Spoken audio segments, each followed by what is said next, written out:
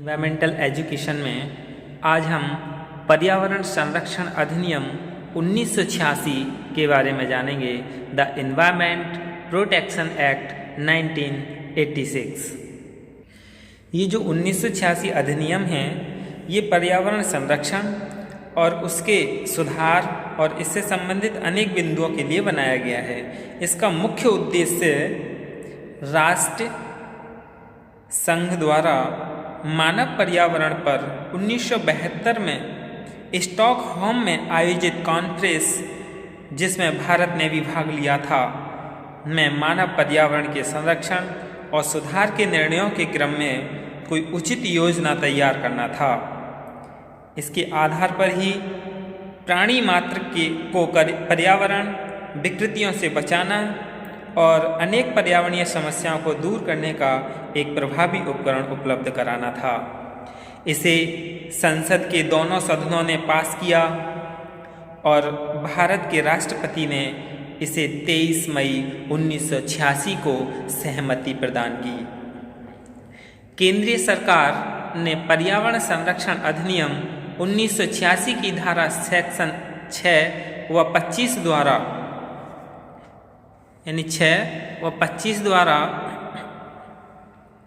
प्रदत्त शक्तियों का प्रयोग करते हुए नियम बनाए, जिन्हें पूर्व प्रधानमंत्री स्वर्गीय श्रीमती इंदिरा गांधी के जन्म दिवस यानी 19 नवंबर 1986 के दिन से संपूर्ण भारत में लागू किया गया।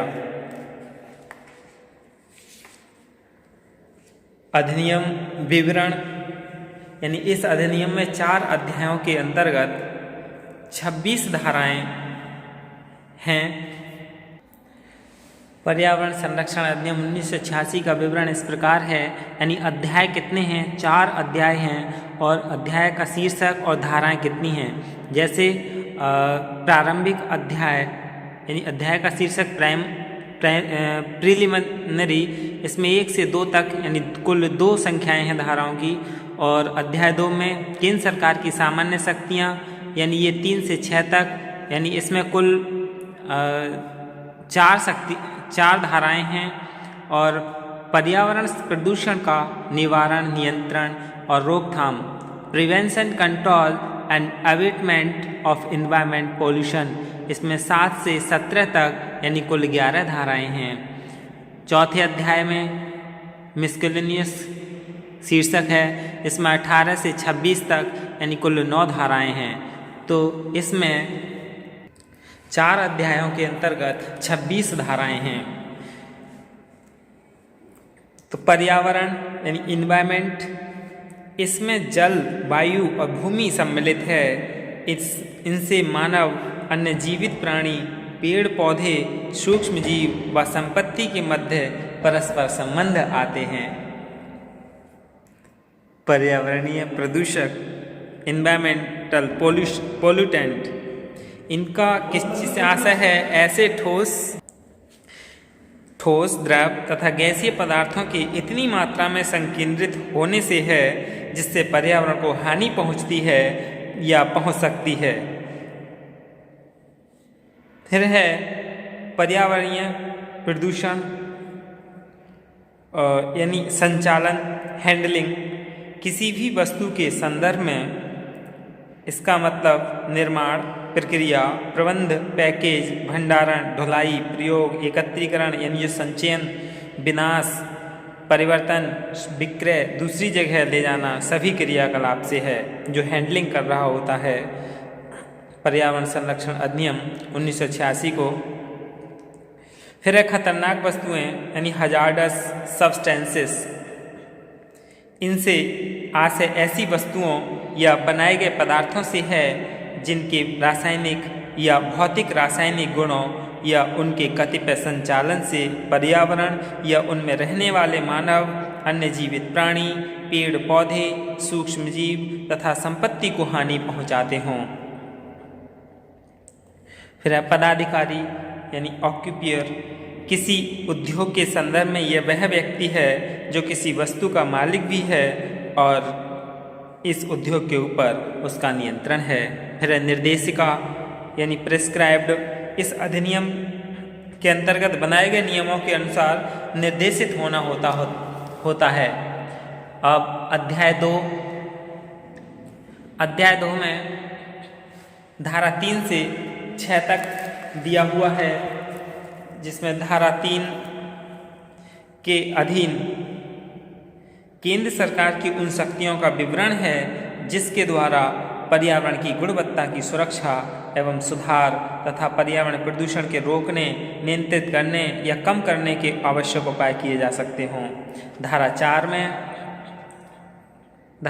में क्या है, जो ऊपर सुझाए गए उपाय थे उनको कारगर रूप से लागू करने के लिए केंद्र सरकार किसी भी अधिकारी को नियुक्त कर सकती है तथा उसको शक्तियां प्रदान कर उन्हें निश्चित कार्य का उत्तरदायित्व दे सकती है। धारा 5 में केंद्र सरकार किसी भी व्यक्ति, अधिकारी या विशेषज्ञ को इस अधिनियम के अनुपालन में निर्धारित किसी भी प्रकार के निर्देशन प्रदान कर सकती है और वे इस निर्देशों के पालन के लिए बाध्य होंगे।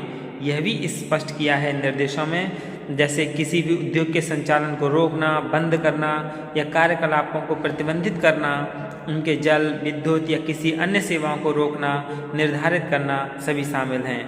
धारा 6 में क्या है, पर्यावरणीय प्रदूषण को नियंत्रण करने के लिए विभिन्न नियमों के बनाने का प्रावधान है, जिसमें वायु, जल और भूमि की गुणवत्ता के मानक, विविध क्षेत्रों में विविध पर्यावरण प्रदूषणों का अधिकतम स्वीकार्य सीमा है, खतरनाक वस्तुओं के संचालन हेतु तरीके व सुरक्षा उपाय, खतरनाक वस्तुओं के संचालन में रोक और प्रतिबंध, विभिन्न क्षेत्रों में उद्योगों के स्थान के लिए रोक तथा प्रतिबंध और पर्यावरणीय प्रदूषण के कारण बनने वाले विभिन्न दुर्घटनाओं को रोकने व प्रतिबंधित करने के उपाय, ये सभी धारा 6 में शामिल हैं। अध्याय 3 में धारा 7 से 17 तक दिया गया है, यानी पर्यावरण प्रदूषण के रोकने, नियंत्रण तथा उसके निवारण से संबंधित है। अध्याय 3 धारा 7 में यह निर्देश दिए गए हैं कि कोई भी व्यक्ति जो उद्योग संचालित करता है वह निर्धारित मानकों से अधिक पर्यावरण प्रदूषकों को उत्सर्जित या विमुक्त ना तो करेगा और न ही किए जाने की अनुमति देगा। धारा 8 में खतरनाक वस्तुओं का संचालन पूर्व निर्देशित सुरक्षा के तौर तरीकों के विपरीत नहीं करेगा। धारा 9 के तहत यह निर्देशित है कि यदि कहीं निर्धारित मानकों से अधिक पर्यावरणीय प्रदूषकों का उत्सर्जन हो या उत्सर्जन की आशंका हो तो संबंधित व्यक्ति उसे काम करने या रोकने हेतु बाध्य होगा। धारा 10 में केंद्र सरकार द्वारा अधिकृत व्यक्ति का किसी भी उद्योग संस्थान में प्रवेश तथा उस द्वारा निरीक्षण करने का अधिकार होगा। धारा 11 में अधिकृत व्यक्ति द्वारा ही विश्लेषण के उद्देश्य से उद्योग में बनने वाली वस्तु वहाँ के जल, वायु और भूमि के नमूने लेकर आगे विधिवत कार्रवाई करने का अधिकार होगा।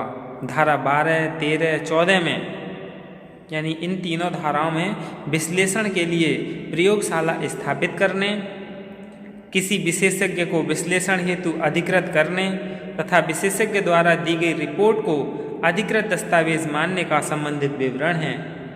धारा 15 में अधिनियम, नियम, आदेश तथा निर्देशों के उल्लंघन पर दंड देने का प्रावधान है। क्या दंड है इसमें? 5 वर्ष तक की कैद या 1 लाख रुपये तक का आर्थिक दंड या दोनों का प्रावधान है। यदि उल्लंघन पुनः होता है या जारी रखता है तो प्रतिदिन 5,000 रुपये तक के आर्थिक दंड का अतिरिक्त प्रावधान है। यदि यह उल्लंघन 1 वर्ष से अधिक अवधि तक भी जारी रहता है तो कैद की सज़ा 7 वर्ष तक की बढ़ाई जा सकती है। धारा 16 में कंपनी द्वारा उल्लंघन करने पर उसके प्रभारी प्रबंधक को तथा धारा 17 में राजकीय विभागों में विभागाध्यक्ष को यही सजाएं प्रस्तावित हैं। अध्याय 4 में जो अध्याय 4 है इसमें धारा 18 से 26 तक हैं। धारा 18 में अधिनियम के अंतर्गत किसी भी व्यक्ति द्वारा कार्यरत सरकार अधिकारी एवं अन्य किसी भी कर्मचारी के विरुद्ध इस अधिनियम के संदर्भ में कोई अभियोग नहीं चलाया जा सकेगा। धारा 19 के तहत किसी भी व्यक्ति द्वारा पर्यावरण प्रदूषण के मामले में वाद दायर करने का अधिकार है। धारा 20 में केंद्र सरकार को किसी भी व्यक्ति, अधिकारी या सरकार से इस अधिनियम के तहत कोई रिपोर्ट अथवा सूचना लेने का अधिकार है। धारा 21 में इस अधिनियम के अंतर्गत कार्य करने वाले सभी स्तर के व्यक्ति भारतीय दंड संहिता के सेक्शन 21 में वर्णित सरकारी कर्मचारी समझे जाएंगे। धारा 22 किसी भी कोर्ट को इस अधिनियम के अंतर्गत किए गए निर्णय को सुनने से रोका गया है। धारा 23 में शक्तियों का हस्तांतरण तथा धारा 24 में इसके कानूनों से पड़ने वाले प्रभावों पर टिप्पणी दी गई है। धारा 25 में केंद्र सरकार राजपत्र में नोटिफिकेशन देकर नियम बनाने को अधिकृत है। धारा 26 में यह बताया गया है कि इस अधिनियमों के अंतर्गत बनाए गए नियमों को संसद में पारित कराना आवश्यक होगा। पर्यावरण के क्षेत्र में बढ़ते प्रदूषण को रोकने और प्रदूषण न होने के लिए भारत सरकार का निश्चय ही यह एक समय के अनुकूल महत्वपूर्ण प्रयास है। इस अधिनियम से जल स्रोतों की तथा वायुमंडल और भूमि की शुद्धता को निरापदता की रक्षा भी संभव है। ऐसा अनुमान लगाया गया है कि कठिन कानून तथा इसके नियमों के उल्लंघन के फलस्वरूप लगाए गए भारी आर्थिक दंड व जो कारावास होते हैं, जेल की सजा से भी लोगों को एकाएक ऐसा कार्य करने का साहस न होगा। केंद्र सरकार ने इस अधिनियम के तहत नियम बनाकर संसद में पारित करा के 19 नवंबर 1986 से पूरे देश में लागू कर दिए और केंद्र के तथा राज्य के पर्यावरण विभाग कहीं कहीं पर स्वतंत्र रूप से और कहीं प्रदूषण नियंत्रण मंडल के सहयोग से अब उद्योगों के प्रदूषण को नियंत्रित कर रहे हैं। यही क्या है, धारा यानी पर्यावरण संरक्षण अधिनियम 1986 है। धन्यवाद।